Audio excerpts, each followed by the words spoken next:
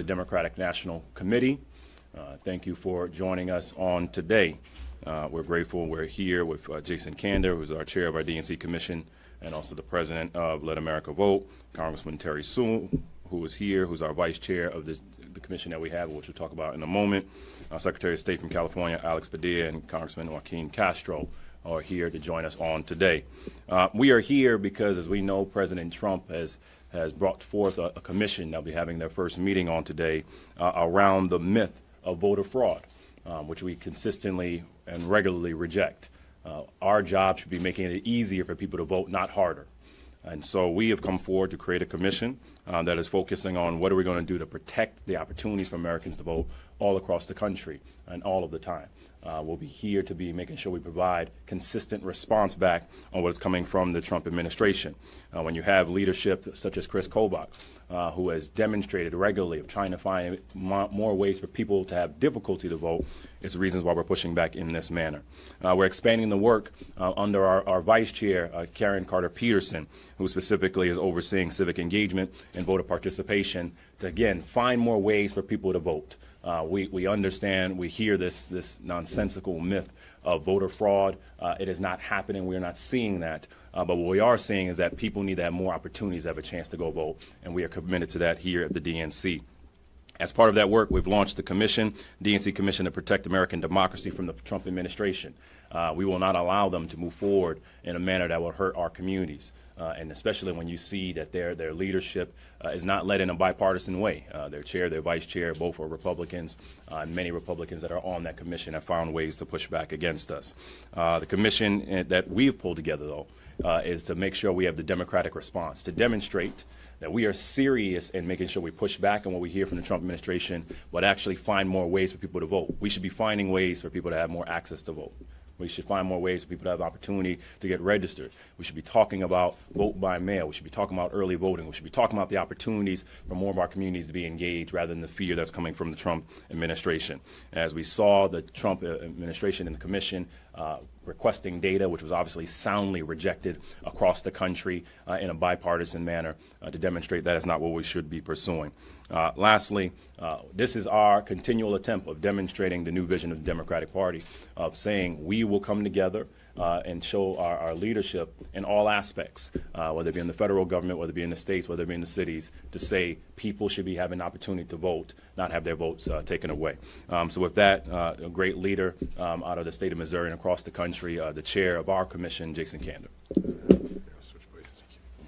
Thanks, Mike. I appreciate it. Thank all of you for coming. Thank you very much. Let me just start by talking about how it is that the Trump Commission actually got started in the first place. It is important for us to remember how this started. It started with the biggest lie that a sitting president has ever told, when President Trump, at the time President-elect Trump, said that 3 to 5 million illegal voters had voted in the election. Now, when he did that, most Americans looked at that and understandably simply saw a deeply insecure human being who was trying to soothe his own ego about his margin of loss in the popular vote. And people thought maybe that's all that this was. And I think that there's a lot of truth to that. But it's more than that. That is why you have not seen, for instance, Paul Ryan or Mitch McConnell or other elected Republican leaders stand up and say, you know what, that's not true.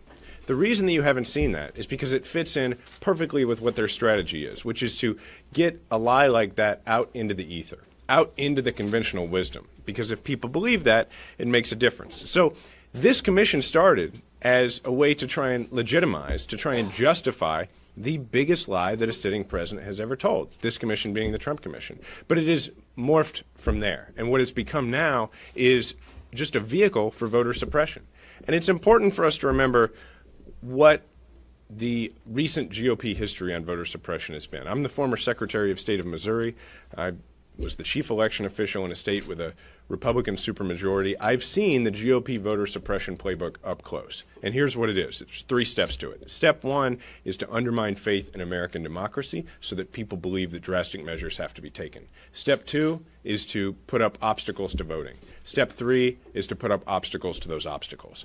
That's how the GOP voter suppression playbook works. And what you're seeing from the Trump Commission, what I refer to as the Voter Suppression Committee to Re-elect the President, what you're seeing from them is just step one in that process. And it's important to remember that this is not really, they pretend it is, but it's not really a policy difference between the parties. It is a political strategy from the Republican Party that goes back decades now. And here's what it's about. It's not for them about, their political strategy is not about trying to reach out and include groups like minorities, women, low-income folks, the disabled. It's not about crafting policies that might include them. Instead, they have this political strategy of excluding them from the political process by making it harder for certain folks to vote, including them. So the idea is that if they can keep them from voting, they can win elections. So it shouldn't be viewed as a policy difference. It should be viewed for what it is, which is a political strategy for them that's no different than where they run their TV ads or where they send mailers or whose doors they knock on. That is what voter suppression is about for them. And finally, we should talk about two things. One, this data grab, because it demonstrates what I'm talking about, and second, who's on their commission. This recent attempt that they've made to grab up all this data and create an unprecedented database of information that includes your political party demonstrates that what this probably is an attempt to figure out who you voted for so they can decide whether or not to try and push you off the rolls. That's why you've seen bipartisan opposition to this. It's why you've seen people like the Mississippi Secretary of State, a Republican, stand up and say that they can go jump in the Gulf of Mexico. And in terms of actual voter suppression, it's already started from this commission because there are reports, unfortunately, around the country, and we are encouraging people not to do this, by the way, to do the opposite of this, to help get their friends registered instead. But we are seeing people across the country so concerned about this that they're pulling their voter registrations, which is an immediate demonstration of voter suppression. So finally, you just look at who's on their commission, who's leading their commission. Vice President Pence has a history in Indiana of voter suppression, a history of attacking legitimate and, frankly, patriotic voter registration drives, because that's what a voter registration drive is. It's patriotic. You have folks like Hans von Spakovsky, who was too controversial to be a member of the Federal Election Commission, and now they think that he should be on this commission. And finally, you have Secretary of State Chris Kobach of Kansas. Secretary of State Kobach, somebody that I have some familiarity with. When I went to my first National Association of Secretary of States meeting 5 years ago, when President Obama was putting forward a package of legislation to try and make voting more convenient and more accessible in this country, Secretary Kobach stood up and said that his commission to do so and that the legislation to do so was wrong, that the federal government should have no role in any of this, that it's complete overreach. Well, now that President Trump is in power, Secretary Kobach obviously has a very different view. He is somebody who is the lead vote suppressor in this country, has spent loads of Kansas taxpayer dollars in order to try and prove voter fraud, and has just been completely unsuccessful. And the last thing I'd say is that, we've already had this argument in this country. American heroes marched across a bridge in Selma facing down dogs and batons and hoses for the simple idea that we all count and we all get a right to vote.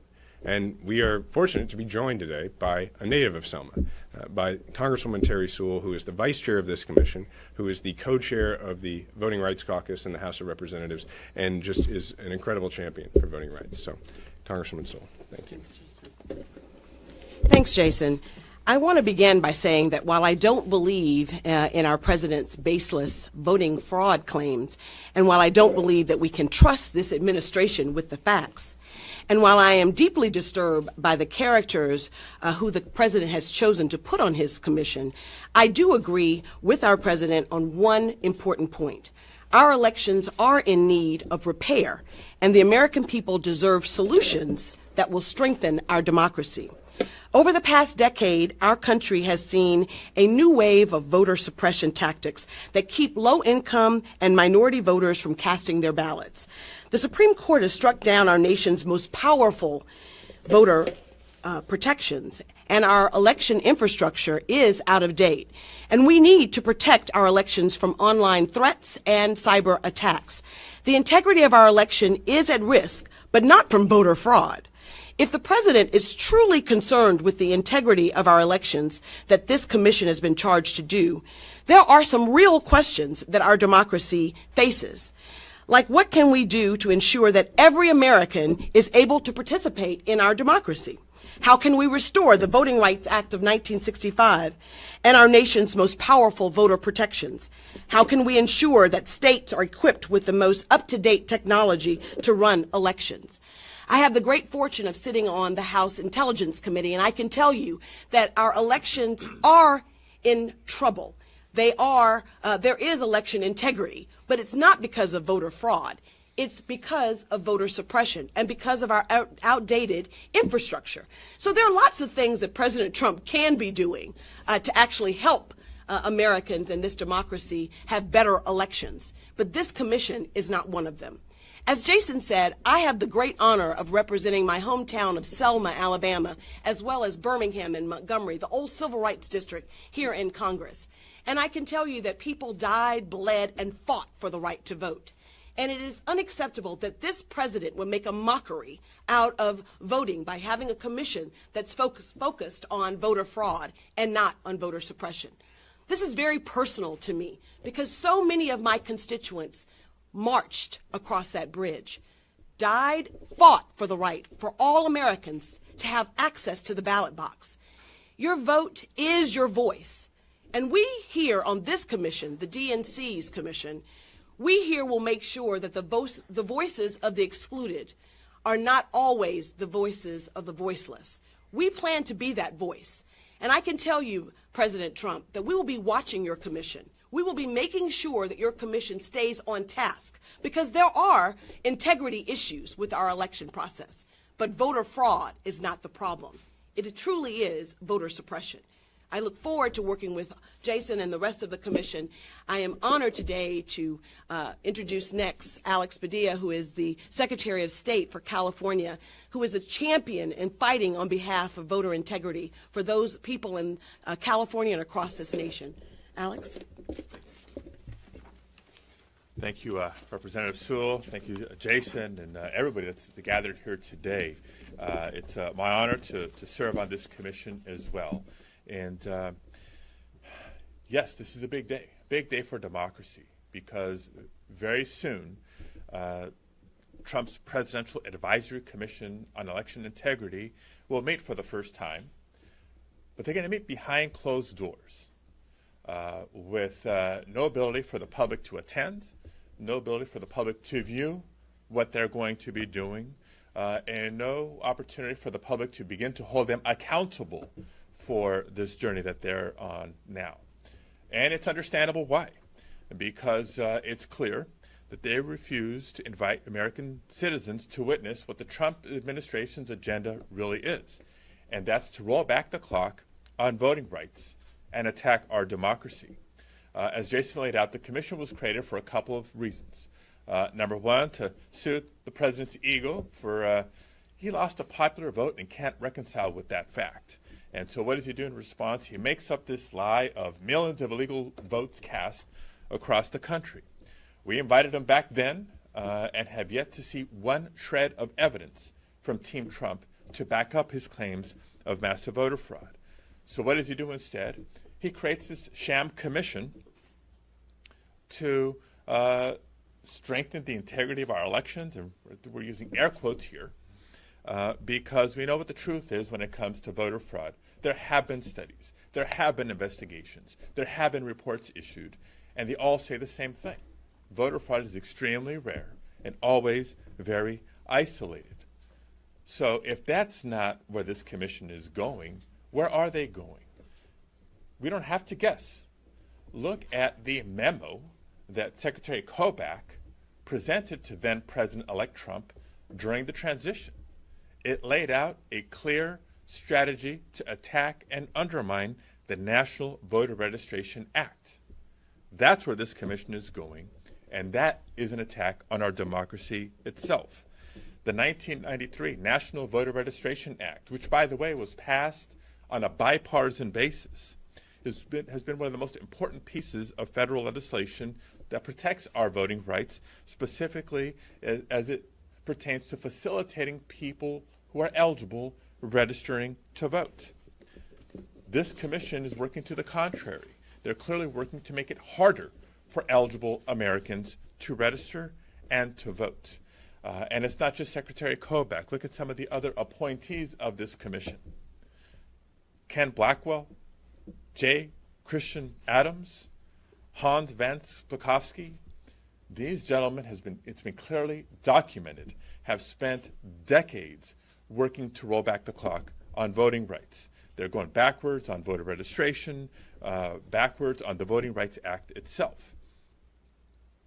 You know, when the commission, even before meeting, by the way, first sent out the letter to states requesting an unprecedented amount of personal information on every voter in America. The letter was signed by Secretary Kobach, not the Vice President. It was a dangerous request, an invasion of privacy for every voter in America. California was one of the first, but thankfully we were not by far the only state to push back and say no. Since then, you've seen Republican and Democratic secretaries alike push back on this dangerous request for sensitive voter data on all Americans. And just yesterday, in court papers, the commission has admitted, what do they intend to do with the data that they can collect? They want to store it on White House computers, have White House personnel have direct access to this data. That's unacceptable, and it's dangerous. It violates privacy, it violates voting rights, and it goes contrary to every cybersecurity recommendation any expert would give you. I know California has spoken. Californians have spoken. We do not want our sensitive personal information in the hands of Trump and anybody whose purpose is to dismantle voting rights in America. And I, as Secretary of State, on behalf of many, many of my colleagues, will not allow it. Indeed, tens of thousands of Americans have already submitted their thoughts and comments to the commission that's being convened today. They did it electronically because that was the only invitation to submit thoughts and comments. Tens of thousands of Americans have sent their opinions to the commission, and they too are saying no, hands off of our personal information. And whether it's intentional or unintentional, it's clear to me that Trump and the Republican Congress are looking in the wrong direction. So if they were genuine about strengthening the integrity of our elections, we have the blueprint for what they should be working on. Number one, don't investigate the American people. Investigate Russia. The intelligence community is unanimous and clear in their findings that Russians interfered with the 2016 election. And every day that goes by, that the president and his administration continues to deny it, is one day less that we have to prepare for the 2018 elections and to maximize the security and integrity of elections going forward. Number two, as has been stated, let's fund new systems in the United States of America. The last time the federal government was a true partner in funding, upgrading, and adding secure systems to our elections was in 2002.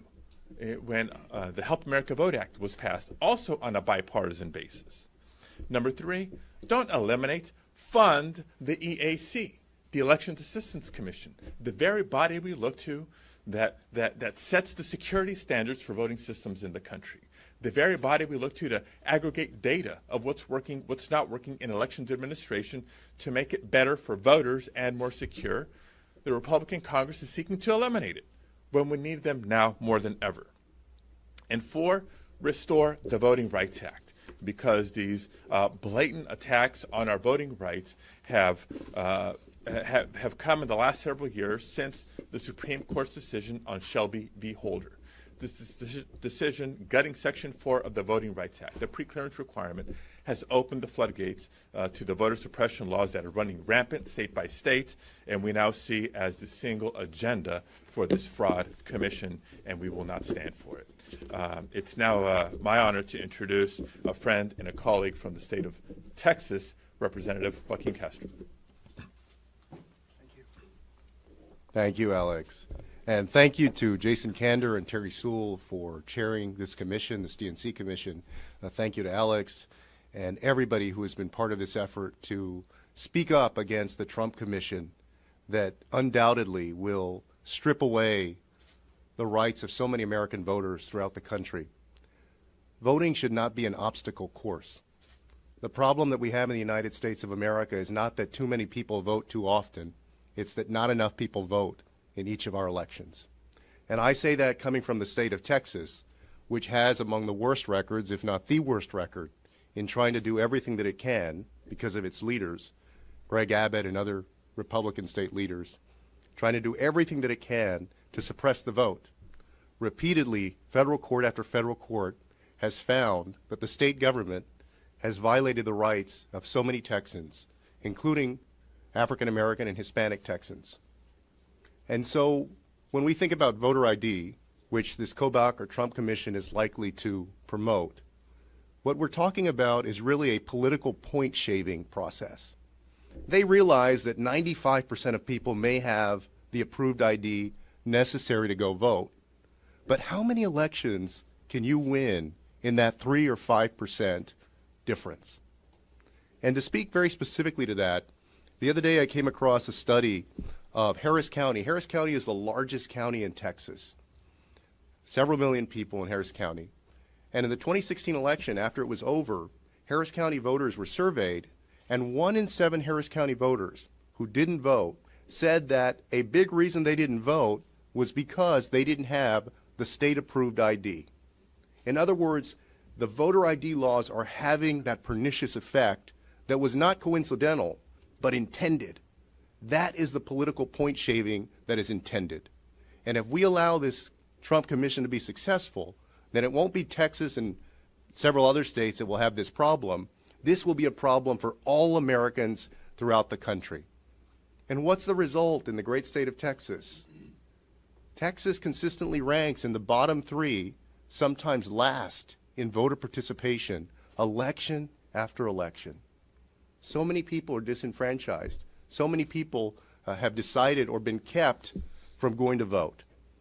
I think it's also important to realize that there are other measures that they're likely to take on this Trump Commission to disenfranchise voters. Let me give you one example from 2011, I believe, in Texas that didn't get as much attention as voter ID, but I think is just as pernicious in our efforts to get people out to vote. So what the Texas legislature did back then was it used to be that if you were going in to register people to vote in Texas, you only had to be deputized to register people you could be deputized across the state. In other words, you just needed to get deputized in one place in Texas. They changed the law so that if you want to register voters, you had to get registered in each of the 254 counties. In other words, you had to get registered for every county that you were going to go try to register voters in. So for Harris County, if you were deputized in Harris County, you could only register voters in Harris County. You couldn't go to a neighboring county and do the same thing. So we also have to be watchful and mindful of these other behind-the-scenes smaller efforts that also represent obstacle after obstacle. When you combine something like voter ID with gerrymandering, you can see the incredible negative effect that it has on our participatory democracy. I've said before, and I'll speak for myself, that politicians should no longer be drawing their own political districts. We have to get to a point like California where you have a nonpartisan or bipartisan commission that's drawing our political districts across the country. Then Americans, I believe, will feel that the process is fairer and feel more invested in that political process. We should be moving to a place of automatic voter registration. Why is it that we still have a system where it's 2 steps in order to be able to vote? I hope one day that we can get to a place of online voting. But as Terry and I know well from our work on the Intelligence Committee, the first thing we have to do is secure our voting systems. I have been shocked, as many Americans have been, by something the Trump administration has not lifted a finger to do a thing about, which is the fact that there is no law on the books right now that requires those who run our election systems, whether it's counties or states, to do a single thing to guard our voting systems. There is no basic minimum requirement for cybersecurity protection of our voting systems that exists in the United States. And that is a tragedy, and that's the real danger to our democracy. And so thank everybody for their effort.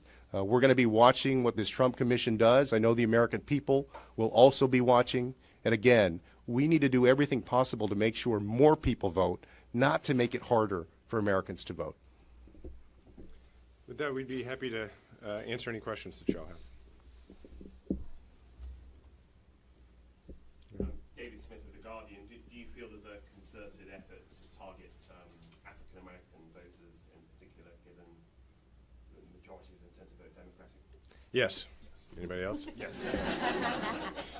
Good. I think it's no Go ahead. coincidence that that the target has been in vulnerable communities. Come on in here. I think it's no coincidence that the target has been in vulnerable communities of color, brown and black communities all across this nation.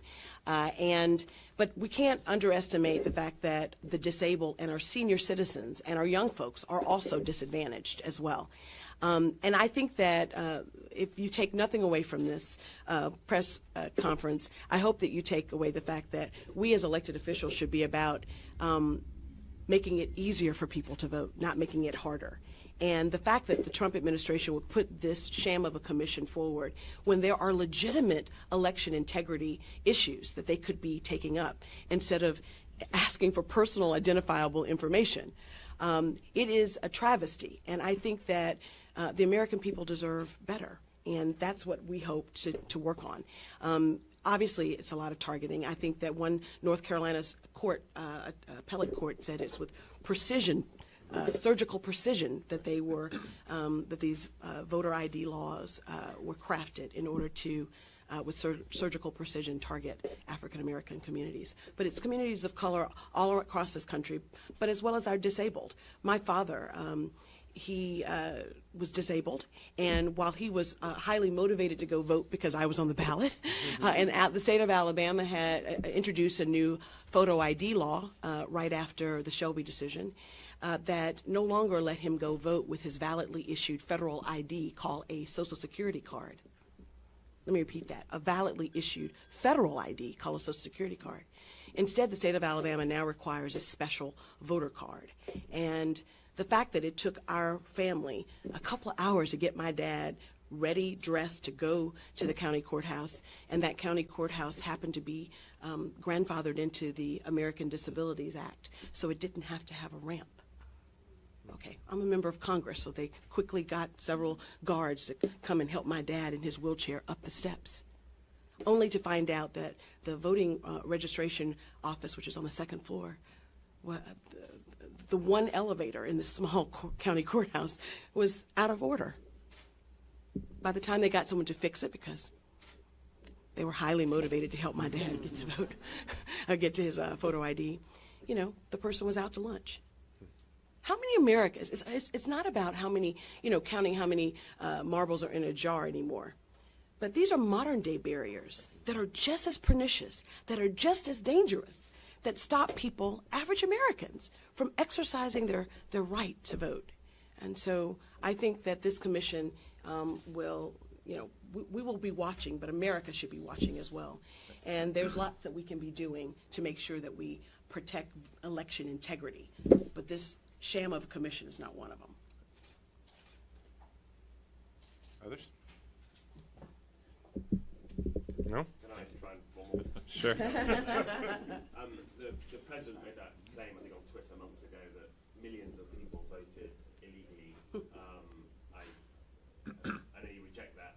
Do you have a rough estimate of what the true figure is? Are we talking tens or hundreds or thousands? Well, you can look at Kansas. I mean, the person who's essentially leading this commission, not this one, but the other commission, is Secretary of State Kobach from Kansas, who spent just tons of dollars, Kansas taxpayer dollars, to try and prove the idea that there was all sorts of illegal voting going on. I think they ended up in 1.7 million ballots.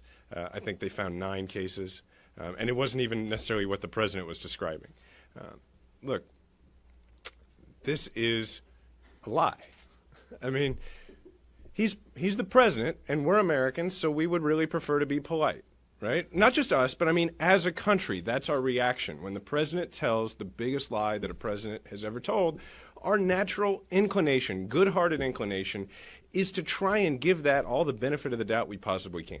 But there's nothing you can use, no word you can use to describe this other than it is a lie. It's a lie. And as a Secretary of State, having convened recently with Republican and Democratic colleagues from across the country, here's the president's lies in context. First, there's no truth to the massive voter fraud he claims, the millions of illegal votes. Not a shred of evidence. But what he does when he repeats these allegations, when he repeats these accusations, he calls into question the professionalism and the integrity, not just of every Secretary of State or Chief Elections Officer in the country, but the county elections directors across the land, both Republican and Democrat, and the countless volunteers who give of their time to serve the nation as poll workers. To suggest that there's massive voter fraud is to impugn the integrity of so many people who work so hard for the right to vote, to defend the right to vote, and for those who facilitate Americans exercising the right to vote. And what does the president do? He ignores what the Russians did in 2016 and chooses to investigate Americans? That's wrong, and that's undemocratic and un-American. Anybody else? Okay, thank you all very much. I appreciate it. Thanks, man. You too. Well done. Yeah, good job.